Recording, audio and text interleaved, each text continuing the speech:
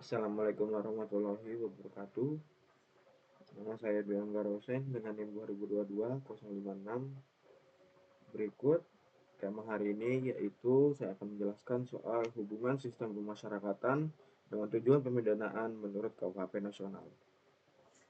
Hubungan antara sistem pemasyarakatan dan tujuan pemidanaan menurut KUHP nasional tidak dapat dilepaskan dari persoalan bagaimana negara memaknai kejahatan dan pelaku kejahatan itu sendiri. Dalam paradigma lama, kejahatan dipahami sebagai pelanggaran terhadap negara sehingga negara mengambil alih sepenuhnya konflik yang sesungguhnya terjadi antara pelaku dan masyarakat. Akibatnya, pemidanaan menjadi urusan formal antara negara dan pelaku, sementara dimensi sosial dan kemanusiaan sering terabaikan. Sistem pemasyarakatan kemudian berkembang bukan sebagai ruang pemulihan, melainkan sebagai perpanjangan tangan dari logika penghukuman semata. KUHP nasional mencoba mengoreksi cara pandang tersebut dengan menegaskan bahwa pemidanaan harus berorientasi pada perlindungan masyarakat sekaligus pembinaan terpidana. Perlindungan masyarakat tidak identik dengan pengurungan semata, melainkan dengan upaya jangka panjang untuk mencegah terjadi kejahatan berulang. Dalam kerangka ini, sistem pemasyarakatan memiliki peran strategis sebagai instrumen pencegahan khusus. Melalui pembinaan yang efektif, pemasyarakatan diharapkan mampu mengubah pola pikir, sikap, perilaku terpidana, sehingga ketika kembali ke masyarakat, ia tidak lagi menjadi ancaman, melainkan bagian dari solusi sosial. Namun, tujuan ideal ini seringkali berhadapan dengan realitas sistem pemasyarakatan di Indonesia. Lembaga pemasyarakatan selama bertahun-tahun menghadapi persoalan struktural yang serius, seperti kelebihan kapasitas, keterbatasan sumber daya manusia, minimnya anggaran, dan lemahnya program pembinaan. Dalam kondisi demikian, lembaga pemasyarakatan lebih sering berfungsi sebagai tempat penahanan massal daripada sebagai institusi pembinaan. Situasi ini menunjukkan adanya kesenjangan antara tujuan pemidanaan yang dirumuskan secara normatif dan pelaksanaan pemidanaan dalam praktik.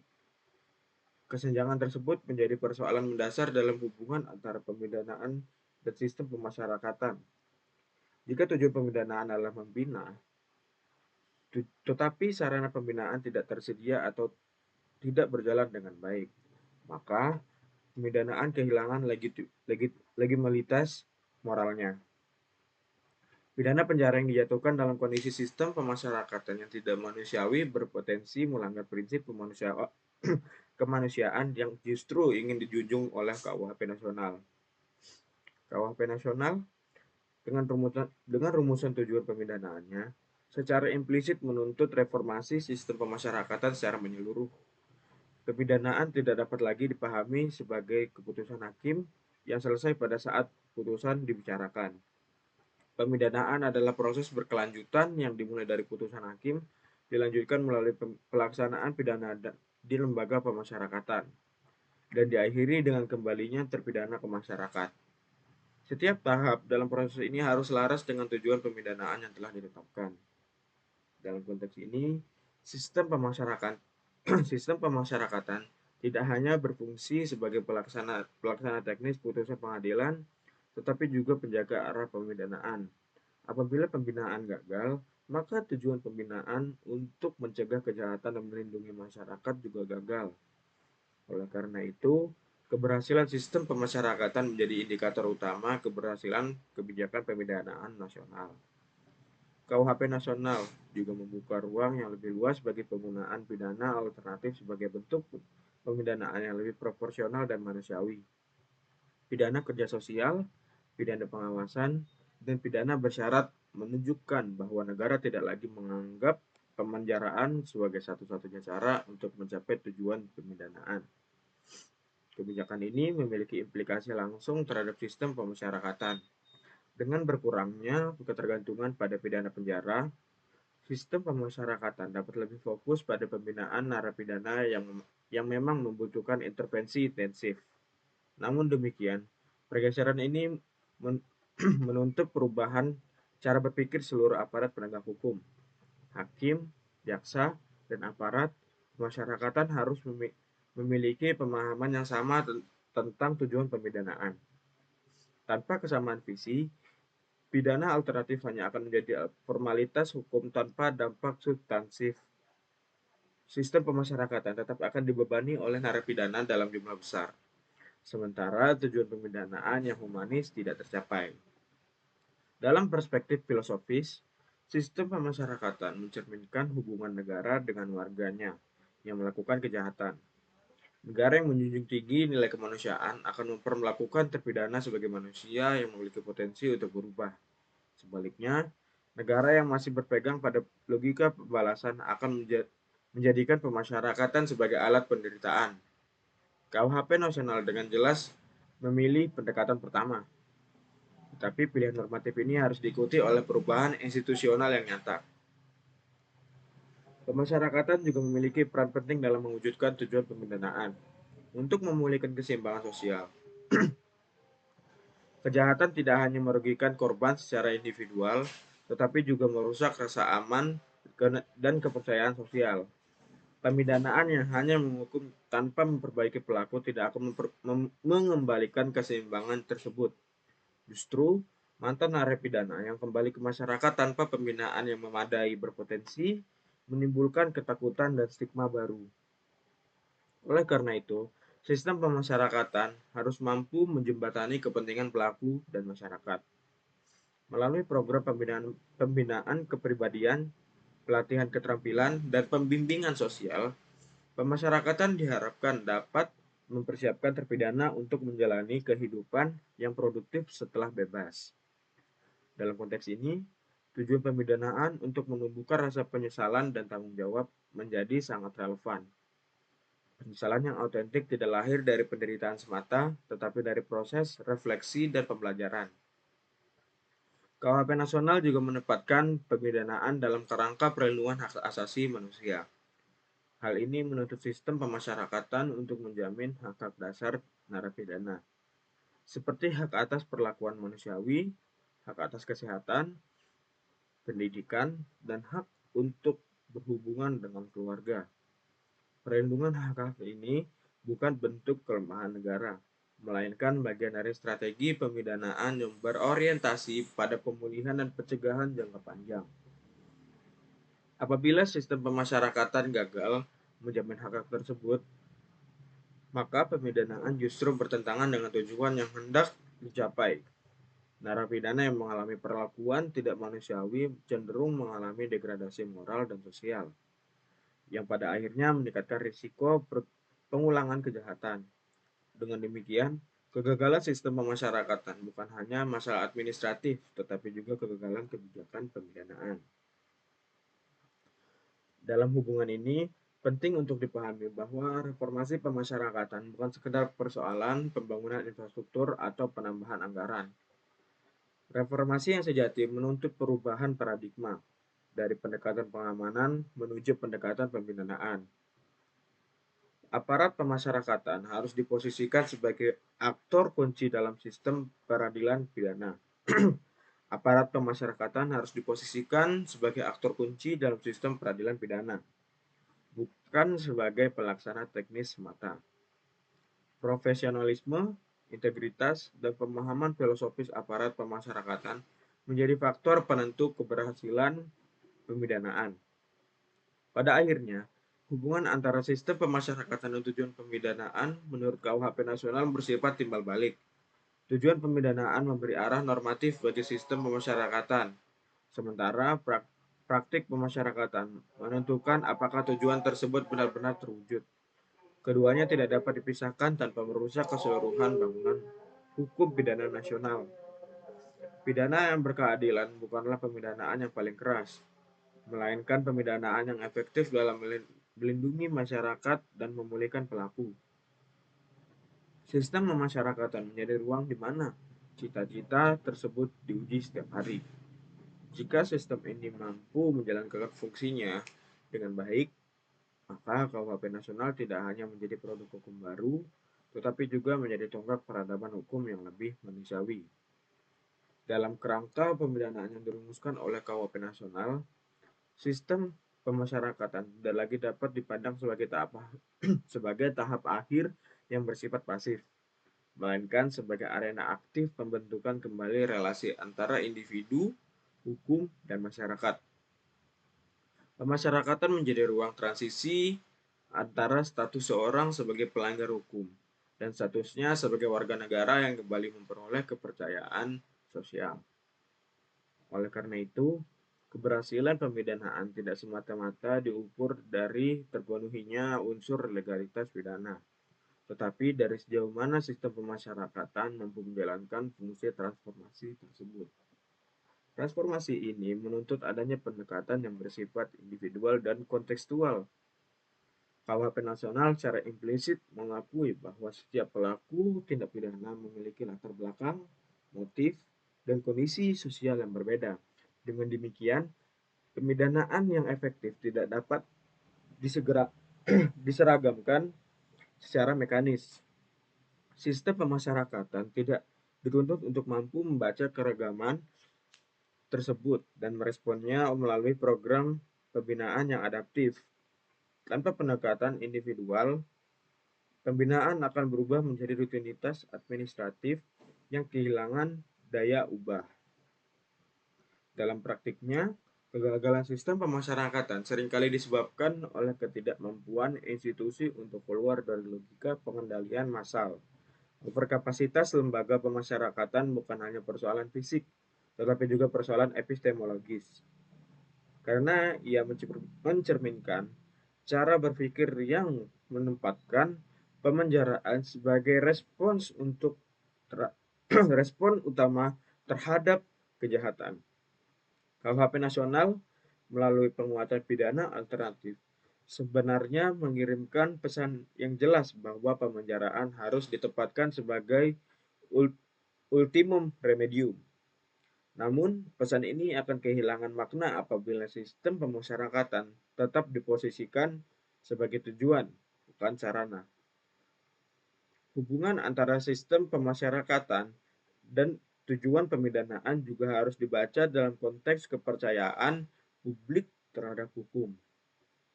Masyarakat tidak hanya menilai hukum dari teks undang-undang, tetapi dari dampak nyata yang mereka rasakan. Ketika mantan narapidana kembali ke masyarakat, tanpa perubahan perilaku yang signifikan, rasa aman publik akan terganggu dan kepercayaan terhadap sistem hukum akan menurun. Dalam hal ini, kegagalan pemasyarakatan menjadi kegagalan negara dalam mewujudkan tujuan pemidanaan untuk melindungi masyarakat. KUHP nasional menempatkan pemidanaan sebagai bagian dari upaya menjaga keseimbangan sosial. Keseimbangan ini tidak dapat dicapai melalui pemenjaraan semata, karena pemenjaraan hanya memindahkan masalah dari ruang publik ke ruang tertutup. Sistem pemasyarakatan harus mampu menjembatani ruang tertutup tersebut dengan realitas sosial yang akan dihadapi terpidana setelah bebas. Tanpa jembatan ini, pemasyarakatan akan menjadi ruang isolasi yang justru memperlemah kemampuan sosial terpidana. Dalam perspektif ini, pemasyarakatan tidak dapat berjalan sendiri. Ia harus terintegrasi dengan kebijakan sosial, kebijakan ketenagakerjaan, kebijakan pendidikan, dan kebijakan kesehatan. KUHP nasional, meskipun merupakan produk hukum pidana, secara substantif menuntut pendekatan lintas sektor. Pemidanaan yang bertujuan membina tidak mungkin berhasil apabila setelah bebas mantan narapidana kembali dihadapkan pada kemiskinan, stigma, dan keterasingan sosial. Sistem pemasyarakatan yang tidak terhubung dengan kebijakan sosial akan gagal menjalankan fungsi reintegratifnya. Selain itu, antara pemasyarakatan dan tujuan pemidanaan juga berkaitan erat dengan persoalan legitimasi kekuasaan negara. Negara memperoleh legitimasi untuk menghukum bukan hanya karena memiliki kekuasaan, tetapi karena pemidanaan tersebut dijalankan untuk tujuan yang sah dan bermoral. Apabila sistem pemasyarakatan justru menghasilkan penderitaan yang tidak perlu dan tidak produktif, maka legitimasi tersebut akan dipertanyakan. KUHP nasional dengan menegaskan tujuan pemidanaan yang humanis, secara tidak langsung menetapkan standar moral bagi sistem pemasyarakatan. Standar ini menuntut agar agar setiap bentuk pembatasan kebebasan dalam pemasyarakatan selalu dapat dibenarkan secara rasional dan proporsional. Pembatasan yang tidak berkaitan dengan tujuan pemidanaan dan keamanan tidak dapat dibenarkan dalam kerangka pemidanaan modern. Oleh karena itu, disiplin, pengawasan, dan pengendalian dalam lembaga pemasyarakatan harus selalu ditempatkan dalam konteks tujuan pemidanaan, bukan sebagai tujuan itu sendiri. Dalam jangka panjang, hubungan yang hubungan yang harmonis antara sistem pemasyarakatan dan tujuan pemidanaan akan menentukan arah peradaban hukum pidana Indonesia. Apabila pemasyarakatan berhasil bertransformasi menjadi sistem yang benar-benar mendukung pembinaan dan reintegrasi, maka KUHP nasional akan menjadi fondasi bagi hukum pidana yang berkeadilan dan berperi kemanusiaan. Sebaliknya, apabila pemasyarakatan tetap terjebak dalam praktik lama yang represif dan formalistik, maka pembaruan hukum pidana hanya akan menjadi perubahan simbolik tanpa dampak substantif. Pemidanaan menurut KUHP nasional pada akhirnya menurut keberanian negara untuk mengubah cara pandang terhadap kejahatan dan pelaku kejahatan. Kejahatan tidak selalu dapat diselesaikan dengan pengurungan, dan pelaku kejahatan tidak selalu harus dipisahkan secara permanen dari masyarakat. Sistem pemasyarakatan menjadi ruang refleksi kolektif tentang sejauh mana masyarakat bersedia memberikan kesempatan kedua dan sejauh mana negara mampu memfasilitasi perubahan tersebut. Dengan demikian, sistem pemasyarakatan bukan sekedar pemelaksanaan pidana, melainkan penjagaan nilai-nilai pemidanaan itu sendiri. Di sanalah tujuan pemidanaan diuji, dipertanyakan, dan diwujudkan dalam praktik sehari-hari. Masa depan pemidanaan di Indonesia, sebagaimana dirumuskan dalam KUHP nasional, akan sangat ditentukan oleh kemampuan sistem pemasyarakatan untuk keluar dari bayang-bayang masa lalu dan bergerak menuju paradigma yang lebih manusiawi, rasional, dan berkeadilan. Pemasyarakatan juga memiliki dimensi simbolik yang penting. Cara negara memperlakukan narapidana mengirimkan pesan kepada masyarakat tentang nilai-nilai yang dianut oleh sistem hukum. Sistem pemasyarakatan yang represif dan tidak manusiawi dapat memperkuat sikap sinis terhadap hukum dan melemahkan kepercayaan publik. Sebaliknya, sistem pemasyarakatan yang adil dan berorientasi pada pemulihan dan dapat memperkuat legitimasi hukum dan mendorong partisipasi masyarakat dalam upaya pencegahan kejahatan. KUHP nasional juga membuka ruang bagi pendekatan keadilan restoratif yang menekankan dialog, tanggung jawab, dan pemulihan. Meskipun keadilan restoratif tidak selalu identik dengan pemasyarakatan, nilai-nilainya sangat relevan bagi pembaruan sistem pemasyarakatan. Pembinaan yang restoratif menuntut agar terhadap terpidana memahami dampak perbuatannya terhadap korban dan masyarakat, serta didorong untuk mengambil tanggung jawab moral atas perbuatannya. Dalam kerangka ini, pemasyarakatan tidak hanya berfungsi untuk mengubah perilaku, tetapi juga untuk membentuk kesadaran etis. Tujuan pemidanaan untuk menumbuhkan penyesalan tidak dapat dicapai melalui penderitaan fisik atau psikologis semata. Penyesalan tidak dapat dicapai melalui penyesalan yang bermakna lahir dari proses refleksi yang difasilitasi oleh lingkungan yang mendukung. Sistem pemasyarakatan harus mampu menyediakan ruang refleksi tersebut. Pada akhirnya, hubungan antara sistem pemasyarakatan dan tujuan pemidanaan menurut KUHP nasional menuntut komitmen jangka panjang dari seluruh pemangku kepentingan. Reformasi pemasyarakatan bukan proyek jangka pendek, melainkan proses berkelanjutan yang memerlukan konsistensi kebijakan, dukungan politik, dan perubahan budaya hukum. KUHP nasional telah memberikan kerangka normatif yang progresif. Tantangan berikutnya adalah memastikan bahwa kerangka tersebut diwujudkan dalam praktik pemasyarakatan sehari-hari. berikut dari saya. Bila ada kesalahan mohon dimaafkan. Assalamualaikum warahmatullahi wabarakatuh.